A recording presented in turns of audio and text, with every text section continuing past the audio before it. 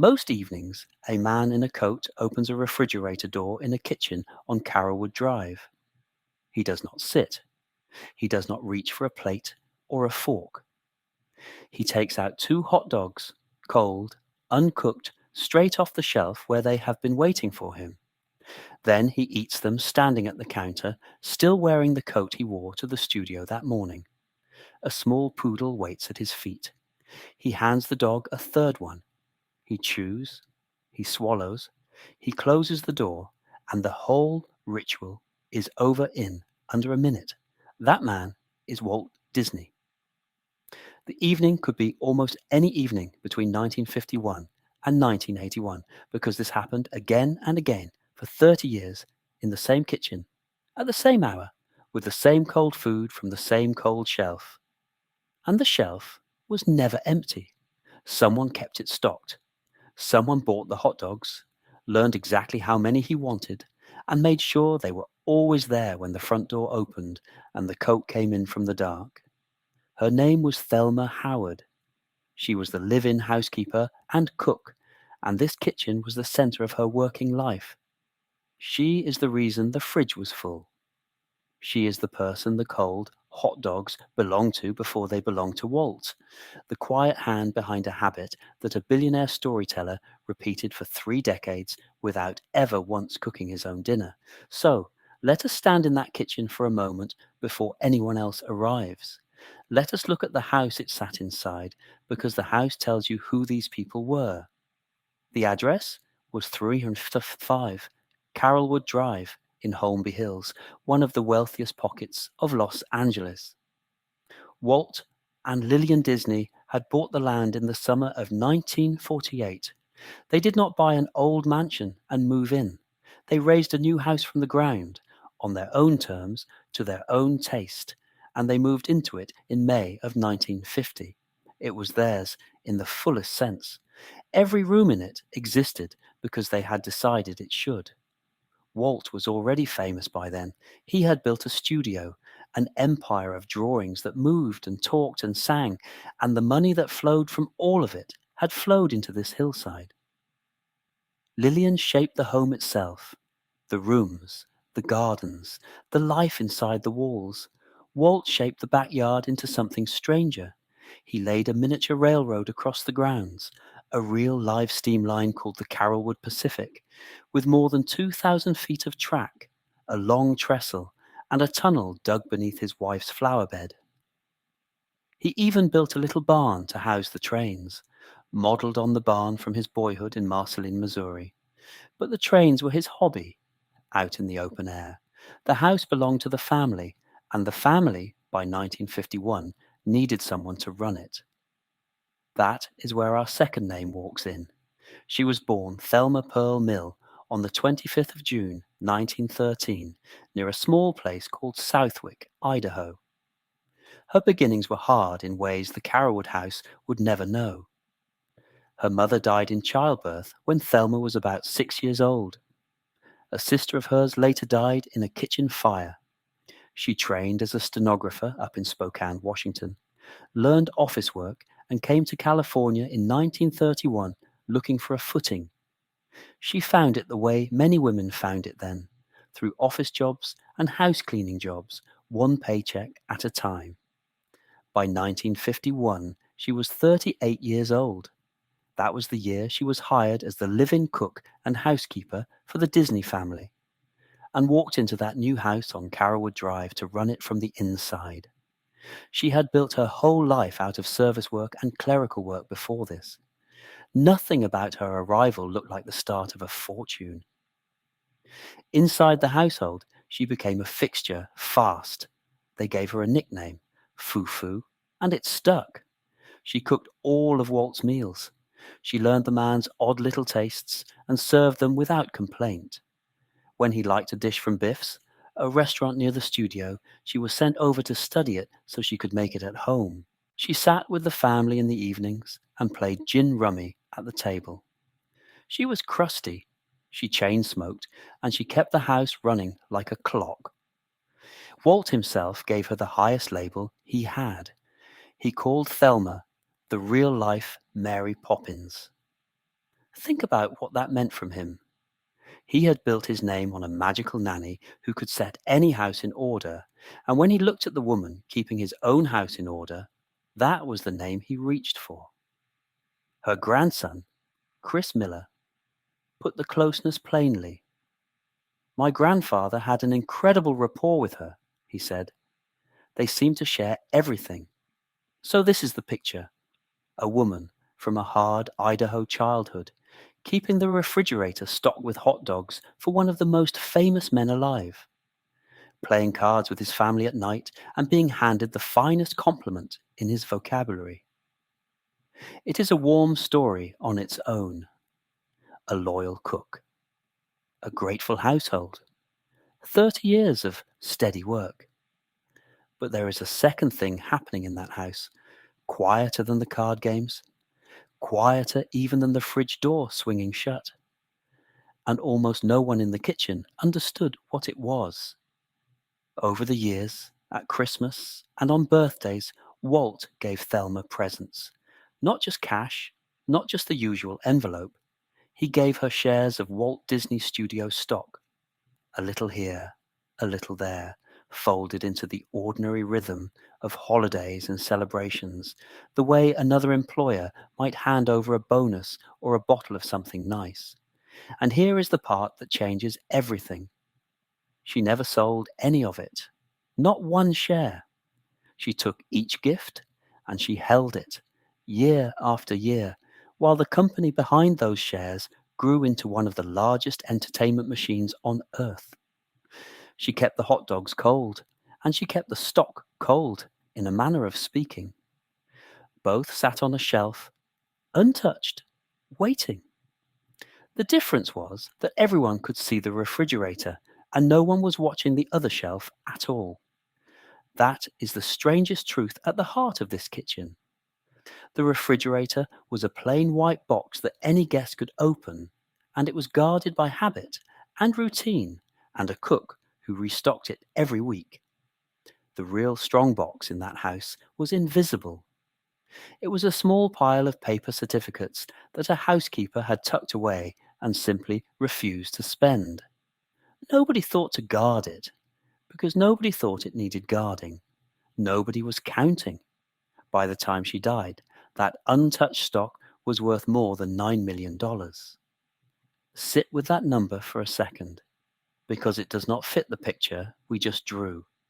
This was a woman who fed a man cold hot dogs at a counter. She served the household for 30 years, from 1951 until she retired in 1981. And in all that time, quietly, without drama, she had come to hold a fortune that most of the people around her never knew existed. Now, the story that gets told about her is often bigger than the truth. And the truth is remarkable enough that it does not need the inflation. She did not inherit this house. She was never handed the keys to 355 Carolwood Drive, never signed a deed, never owned the walls she cleaned. The house was sold after the Disneys were gone, and by the late 1990s it was torn down entirely. What she owned was the stock, gift by gift, birthday by birthday, and that is a different kind of inheritance than a house. It came in slowly, in paper, across decades, and the length of her service is often stretched too. The record shows 30 years, not 40. 3 decades of cooking and cleaning and card games, not 4. The exact date of her death is even blurred in the sources, with some accounts placing it in 1993 and one placing it a year later. So we will not pretend to a certainty that the record itself does not hold. What is solid is the shape of the thing. A working woman, decades of loyalty, and a hidden fortune grown from gifts she was too steady to sell. It helps to picture the two of them in that kitchen, the man and the woman, and how differently the money moved through each of their hands.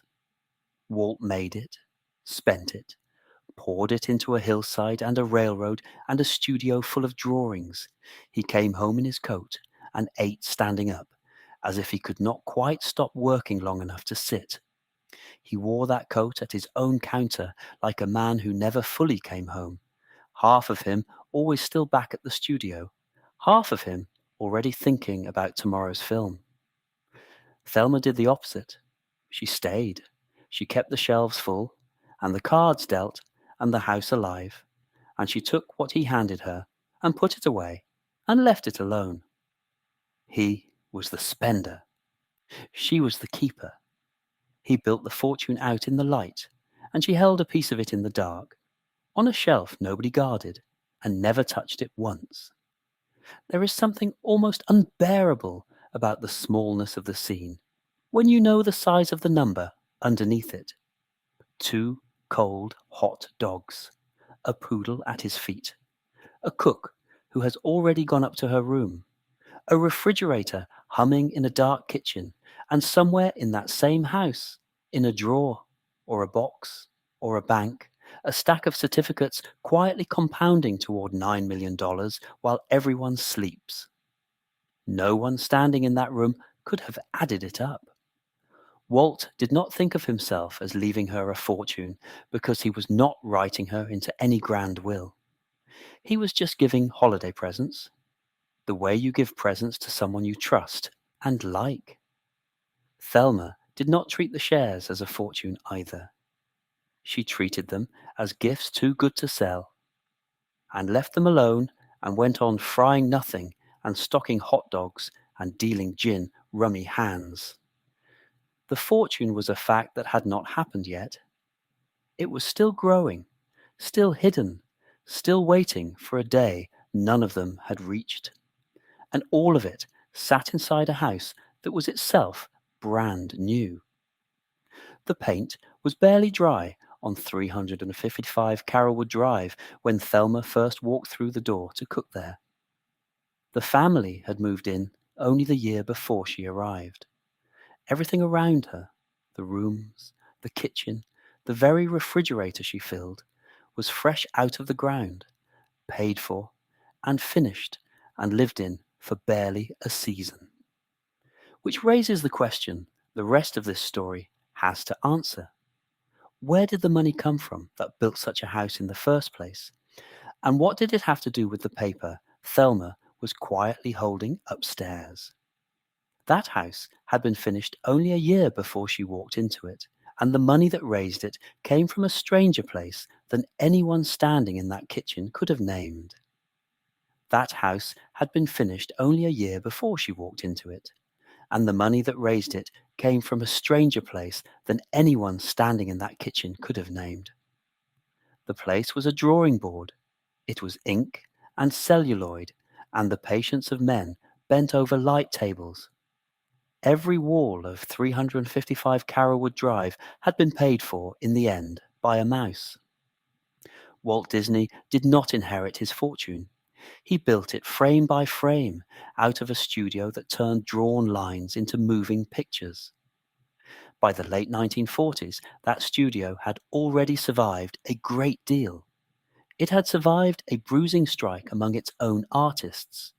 It had survived the lean war years when the lot in Burbank turned out training films instead of features. And it had survived the long financial anxiety that shadowed nearly everything Walt made before the money finally turned in his favor. The money did turn.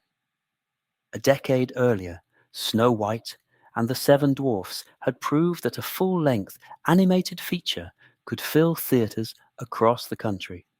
The studio's name was on the screen. Its stock was on the exchange. That was the engine. That was where the wealth came from. And it is worth saying plainly because everything that follows hinges on the difference between a wage and a share. In June of 1948, Walt and Lillian Disney closed on land in Holmby Hills. Holmby Hills was no accident of geography.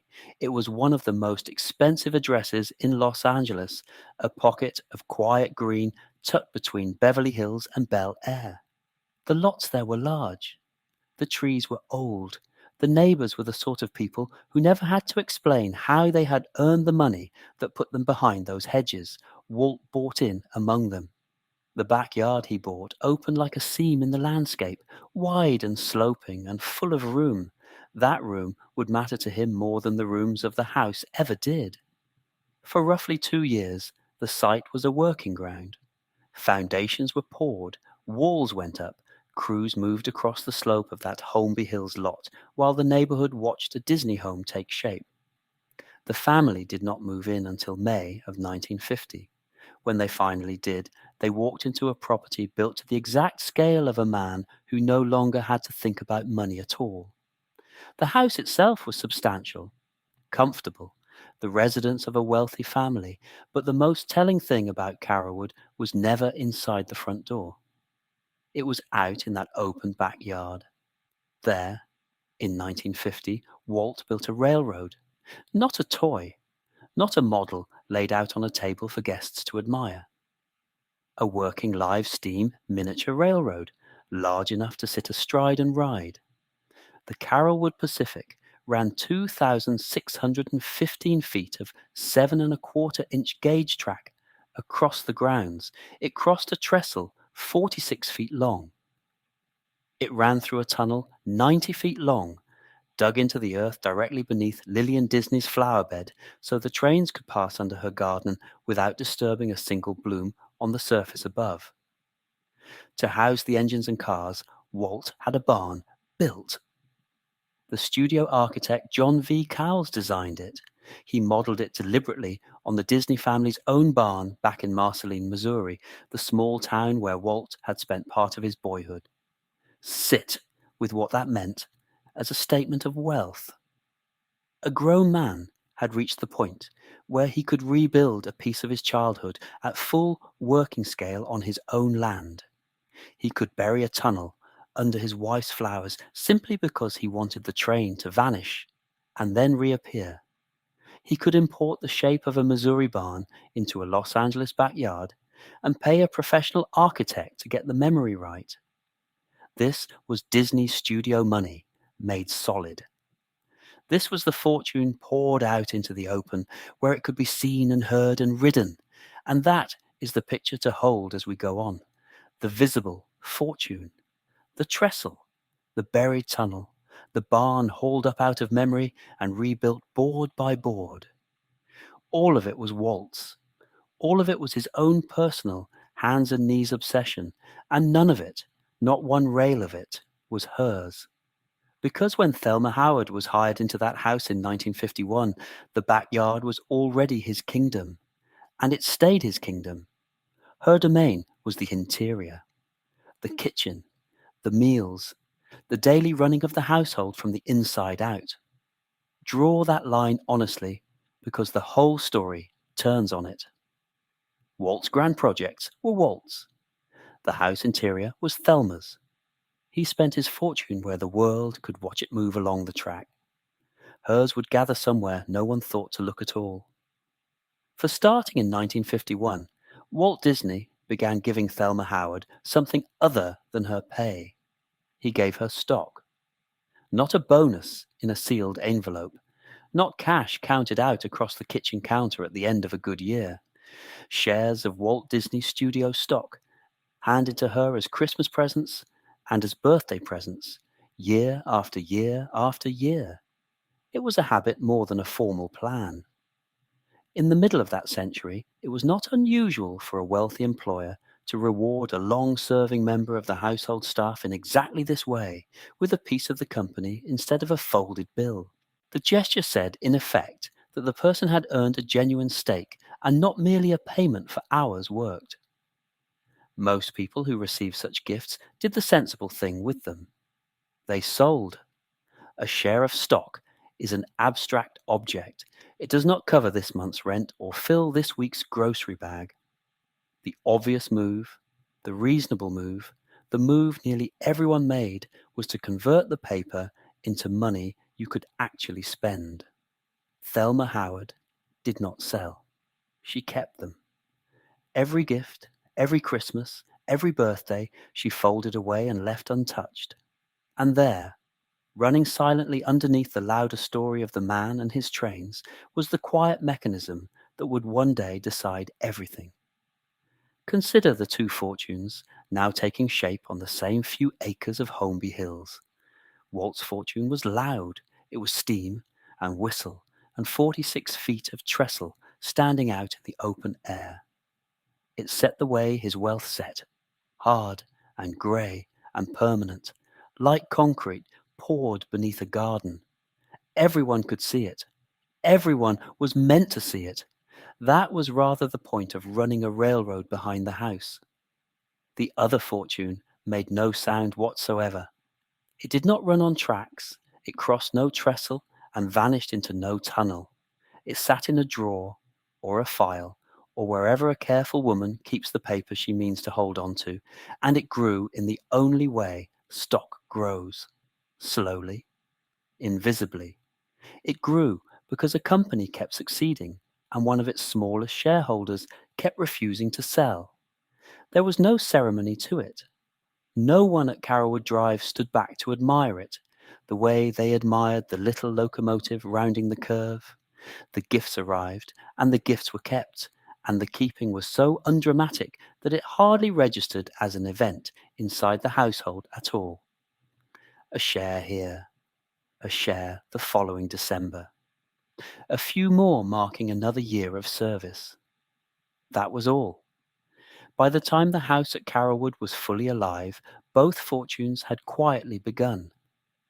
One of them belonged to the most famous man in American entertainment, and it announced itself in every whistle blast across the lawn.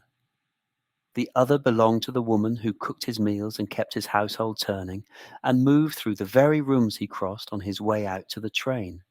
Two fortunes, one address, one of them measured in trestles and tunnels and the applause of an entire country. The other measured in nothing at all yet, in paper folded away and forgotten, in a patience that looked from the outside like it could never amount to much. The land had been bought in 1948. The house had risen by 1950. The stock had begun to change hands by 1951. The visible machinery of the Disney fortune was complete, poured and set, and running on schedule, exactly as Walt had signed and paid for it to run. But the greater fortune inside those walls was not the one Walt Disney had signed the checks for, and it was quietly gathering in the most overlooked pair of hands on Carolwood Drive. But the greater fortune inside those walls was not the one Walt Disney had signed the checks for, and it was quietly gathering in the most overlooked pair of hands on Carolwood Drive. Those hands belonged to Thelma Pearl Howard. She had come to the house in 1951, a woman of 38, hired to cook the meals and keep the rooms in order. She stayed 30 years. She cooked nearly every meal Walt Disney ate under that roof. She kept the refrigerator stocked exactly the way he wanted it. She learned the small, fixed rituals of a very particular man, and she served them without a word of complaint. The loyalty was the ordinary kind. It was the kind that leaves no headline behind. Morning after morning, she was in the kitchen before the family stirred.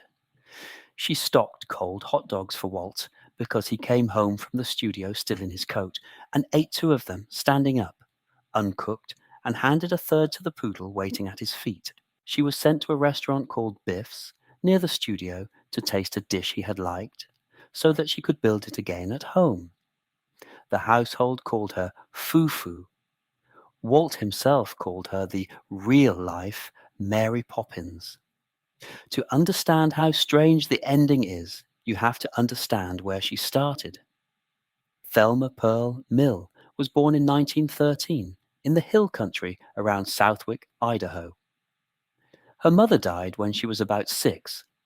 Her early life was hard in the plain, unsentimental way that early lives were hard then.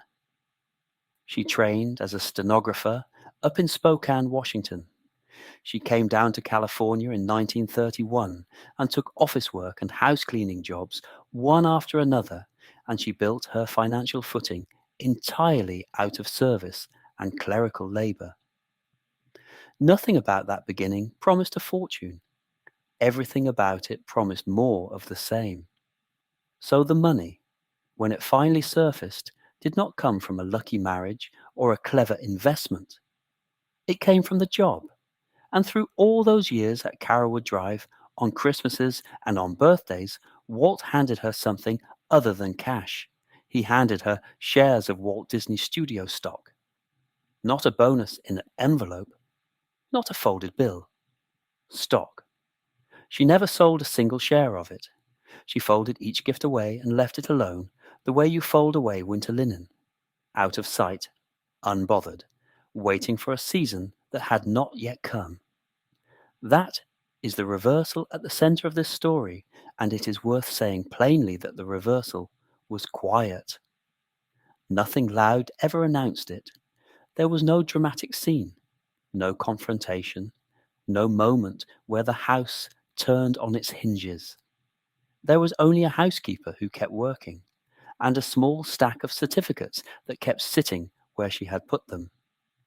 Walt Disney died on the 15th of December, 1966. Thelma kept working. She stayed on with the Disney family after the man who first hired her was gone. The kitchen was still hers. The standard was still hers, and she held it high. Her manner in those years was not soft, and no one who knew her pretended otherwise. Diane Disney, Miller, Walt's own daughter, remembered Thelma as a perfectionist. She remembered her as crusty. She remembered a chain smoker who kept the entire household running to one exact standard, her own. That is a family member's first-hand account, not a rumor passed down second-hand. It is the memory of someone who grew up eating the food and watching the woman work. And yet, running right alongside that hardness, there was something warmer that a grandson saw up close. Chris Miller put it in one plain sentence. My grandfather had an incredible rapport with her. They seem to share everything. Hold both of those pictures in your mind at once, because both are true. The crusty perfectionist and the trusted confidant were the same woman, standing in the same kitchen. She retired in 1981, 30 years to the season after she began. She left the house on Carolwood Drive. She took her folded certificates with her, still unsold, still untouched, still quietly doing the one thing she had never asked them to do. Here is the part that no one on the outside was counting. Year by year, across 3 decades, the shares had settled and accumulated the way sediment settles on the bed of a slow river. One thin layer, then another. A dividend here, a split there. A small studio that grew, over her working lifetime, into something enormous.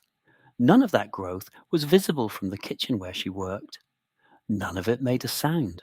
It simply built, quietly, under the surface, while she cooked and cleaned and played gin rummy with the family in the evenings. She had spent her whole life measuring worth in wages and in tasks completed. The fortune measured itself in something else entirely, and it did the counting silently, in a language she never had to speak. Thelma Pearl Howard died in 1993. The exact date carries a small dispute worth naming honestly. Several records, drawn from People magazine and the Los Angeles Times, place her death on the 12th of June, 1993. Another account gives a date roughly a year later. The paperwork does not perfectly agree with itself, and this story will not pretend that it does, but the disagreement is only about the day. It is not about the discovery. On that, every account lines up. Her estate was found to exceed $9 million. $9 million. Built from nothing but decades of stock she had been given and had chosen again and again never to sell. Now, understand carefully what that number was, and just as carefully what it was not. It was not the house. Thelma Howard never owned 355 Carolwood Drive, and she did not inherit it. The physical property, the rooms she had kept, the kitchens she had ruled, none of that ever passed into her name. That estate would be sold off and eventually torn down by other hands entirely. It was not a clause in Walt Disney's will either. There was no such clause, and it is important not to invent one. Walt had been dead since 1966, years before she retired, and years before she herself died. The fortune did not arrive as a grand bequest signed at a deathbed. It arrived the slow way, the boring way, the way that makes no dramatic scene at all. It arrived as gifts, ordinary presents, handed across an ordinary working relationship that happened to do extraordinary arithmetic while their owner was not watching. That is what makes the number land so hard. It was not luck dropped from above. It was accumulation. It was patience she may not have even understood as patience. It was a woman who kept every small thing she was given, out of thrift or sentiment or simple habit, and who lived long enough to see the smallest things become the largest. When the estate was finally settled in probate, it was divided into two roughly equal parts. About $4.5 million went to her son, Michael Howard, and about $4.5 million went to something that had not existed at all while she was alive. It was called the Thelma Howard Foundation, and it was created out of her own accumulated fortune, carved from the very shares she had folded away and forgotten to spend. Think for a moment about the shape of that decision, whoever guided its final form. Half of the fortune went where blood always sends money, down to a child. The other half was turned outward, given a name, and pointed at strangers not yet born. A housekeeper's Christmas gifts, compounded across 30 silent years, were split between her son, and a purpose that would outlast them both. There is a particular kind of dignity in how invisible all of this stayed while she lived. She did not spend the money to prove a point. She did not flash it. As far as the record shows, she kept living in the register of a woman who had worked for her living, because that is exactly what she had done. The wealth sat where she had left it, folded and quiet, until the day the folding stopped, and someone finally had to open the drawer and count. And the counting must have been its own strange event. Picture the lawyers and the executors going through the certificates one by one, laying out the layers of that riverbed in the open air for the first time, each gift dated, each one a Christmas or a birthday from a man long dead, each one representing a version of Thelma who had thanked Walt, set the paper aside, and gone back to the stove. All of it adding, layer upon layer, to a sum she had never once tallied for herself. She had earned it in the plainest possible way. She had earned it by staying, by cooking the same meals for the same man for 30 years, by keeping the refrigerator stocked and the household exact, by being trusted enough that a grandson would say the family seemed to share everything with her. The fortune was not a windfall. It was a wage, paid in a currency she never spent, deferred so long that it grew past the point anyone could have predicted. She was buried at Forest Lawn in a plot that looks out toward the Disney studio lot in Burbank. Even in the ground she faces the place the money came from. It is a small, accidental cemetery, and it is hard not to read something into it. The woman who kept the house is turned, in the end, toward the studio whose shares kept her name alive long after her hands went still. That is where the loyalty finally paid, decades late, in an amount no one at the kitchen counter could have imagined. The gifts she never sold had become a foundation with her name on it, and a legacy that had nothing to do with the rooms she had scrubbed. The house was one thing, the fortune was another. And the fortune, it turned out, was hers all along, gathering in silence in the most overlooked pair of hands on Carolwood Drive. But the discovery came too late for her to see any of it, and it came just as the house itself was running out of time. By the time the lawyers had finished counting the $9 million, Thelma Howard was 3 years gone, and the house she had kept was already marked for the wreckers. By the time the lawyers had finished counting the $9 million, Thelma Howard was 3 years gone, and the house she had kept was already marked for the wreckers. The address did not change. 355 Carolwood Drive stayed the same set of numbers on the same quiet Holmby Hills street. What changed was the thing standing behind the numbers. It was being measured now, not for a new coat of paint, but for its ending. Sometime in the late 1990s, the machines came up that long private drive. The house that Walt and Lillian Disney had raised in 1950 was pulled down to the ground. The kitchen went with it. The refrigerator that Thelma had kept stocked with cold hot dogs for a man in a studio coat, the counter where he ate two of them standing up and handed a third to his poodle, the rooms she had cooked in and cleaned in for 30 years, all of it came apart under the weight of a wrecking crew. The floor plan she had walked every day became rubble in a matter of hours. A lot in Holmby Hills is worth more empty than it is with an old house on it. So the old house lost. Think about what that erases. The physical center of her whole working life, the kitchen at the heart of everything, simply stopped existing. There was no plaque. There was no marker on the lawn that said a housekeeper named Thelma Pearl Howard had stood here every evening for 3 decades. The walls she had kept did not outlast her. They came down within a few years of her death, and the ground was scraped clean for whatever came next. And yet, not everything on that property vanished. Out in the backyard, apart from the house, there had always been a barn. Walt built it in 1950 to hold the rolling stock of his backyard railroad, the little live steam line he ran across the same grounds Thelma worked. He did not design it to look like nothing.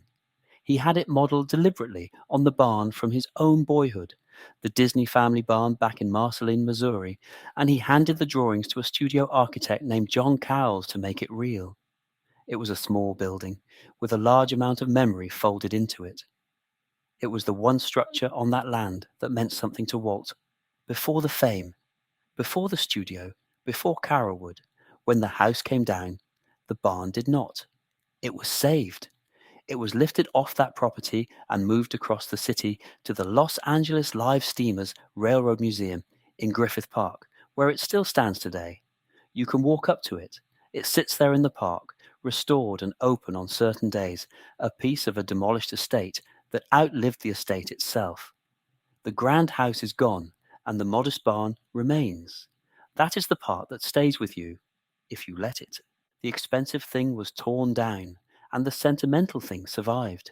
There is an image in that worth holding on to. When a body is gone, sometimes a single hard structure is left behind in the shape of what used to be there, a rib cage standing in an empty field. That is the barn now. The house that surrounded it, the life that filled it, the household that ran inside those walls, all of that has been cleared away. And still the barn stands in Griffith Park, like a ribcage left upright after the body's gone, holding the outline of a place that no longer exists. People visit it for Walt. Almost none of them know that the same grounds once held a woman quietly sitting on a fortune nobody had counted. So if the house is gone and the barn is a relic in a park, where do you actually go to find Thelma Howard herself? You go to Forest Lawn. She is buried at Forest Lawn Memorial Park, and the placement of her grave is the kind of detail that stops you cold. It sits on high ground, positioned so that it looks out over the Disney Studios lot in Burbank. Turn and face the view from where she lies, and you are looking at the studio. You are looking at the machine that printed the stock.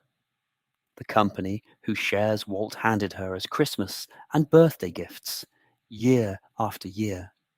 The shares she never once sold, the shares that swelled past $9 million while she kept a fridge full of hot dogs. Her grave overlooks the source of all of it. In life she stood inside his house. In death she watches over his studio. That is not an accident of geography. Somebody chose that spot. Somebody understood that the whole arc of her story ran between two places, the household on one side and the studio on the other, and set her stone where she could see the second one forever. A stenographer from Idaho who came to California in 1931 with office skills and a willingness to clean houses ended up resting on a hill above the studio that made her, without anyone at that studio ever fully knowing her name. But a grave is a place you visit once and leave. The more remarkable thing about Thelma Howard is that she did not stay finished.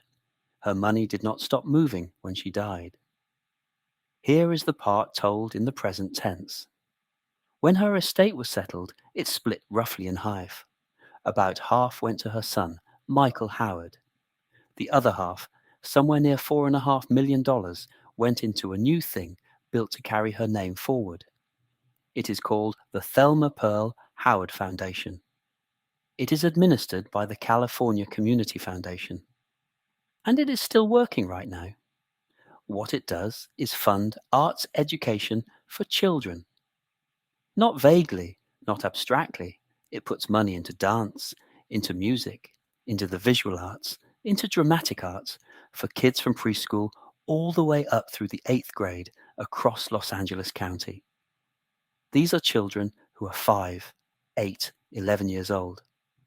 They pick up an instrument or step onto a stage or open a box of paints in a program somewhere in LA. And part of what pays for that moment traces back to a housekeeper who fed a man cold hot dogs and never sold her stock. They do not know that. They will never know that. Her name is on the foundation, but it is not on the child's memory of the class. Stop and sit with the strangeness of it. A woman who inherited no house, who kept no mansion, who left this world without her name on any deed to Carolwood Drive, is still spending money on strangers decades after her death. The house she cleaned is rubble under someone else's lawn. Her fortune is not. Her fortune is out there in the county right now, alive, being handed to children in classrooms and studios and rehearsal rooms she never saw.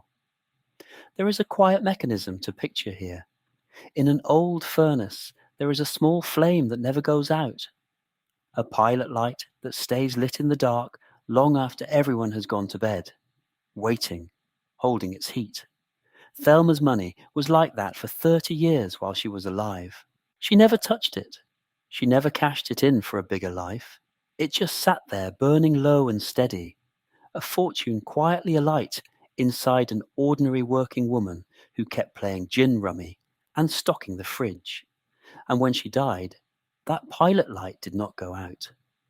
It was simply moved into the foundation, where it keeps burning on now, small and constant, funding one more art class, one more year, one more child. Think about the full shape of it. The employer got the house, the fame, the railroad, the studio, the name that everyone in the world still says out loud. The barn from his boyhood was rescued and set up in a public park for people to admire. The mansion that his money built was torn down within a few years of her death because the dirt was worth more bare. All of the grand physical things either became monuments or became rubble. And the servant, the housekeeper, the woman nicknamed Foo Foo, who never gave herself away, left behind the one thing that refused to sit still and be a monument. She left money that keeps doing work. The record is careful, and so we should be too. She did not inherit the house at Carolwood Drive. She was not named in some dramatic clause of Walt Disney's will. What she had was simpler and stranger than that. She had gifts. Ordinary gifts of company stock handed over across ordinary holidays for 30 years, and she had the patience to never spend a single share. That patience is the whole story. A cash bonus would have been eaten by a good year, and a hard year, and a slow decade. Stock, left alone, kept in a drawer, never sold, quietly outgrew everything around it. She did not gamble. She just waited longer than anyone thought a housekeeper had reason to wait, and the waiting is what outlived the walls. The house could be scheduled for the wreckers and torn down in an afternoon. The barn could be crated up and trucked across town.